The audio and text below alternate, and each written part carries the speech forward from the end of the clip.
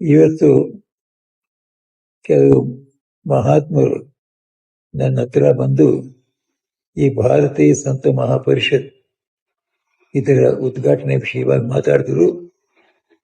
ಅವರು ನನಗೆ ಈ ಭಾರತೀಯ ಸಂತ ಮಹಾಪರಿಷತ್ತು ಏನು ಮಾಡಲಿಕ್ಕಿದೆ ಅದರ ವಿಷಯದಲ್ಲಿ ಬೇಕಾದಷ್ಟು ಸುದ್ದಿಯನ್ನು ಕೊಟ್ಟರು. ಬಹಳ ಸಂತೋಷವಾಗಿತ್ತು.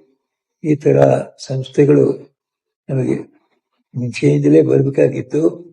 ಯಾವುದೋ ಕಾರಣದಿಂದ ಇಂತಹ ಒಂದು ಎಲ್ಲ ದೇಶದ ನಮ್ಮ ಭಾರತದ ಸಂಸ್ಕೃತಿಗಳನ್ನ ಸೇರಿಸಿ ಒಂದೇ ವೇದಿಕೆ ಮೇಲೆ ತಂದು ಎಲ್ಲರಿಗೂ ಉತ್ಸಾಹ ಮತ್ತು ಶಕ್ತಿ ಸಿಕ್ಕುವಂತೆ ಮಾಡ್ತಕ್ಕಂಥ ಕಾರ್ಯ ಸ್ವಲ್ಪ ಹಿಂದೆ ಬಿದ್ದಿತ್ತು.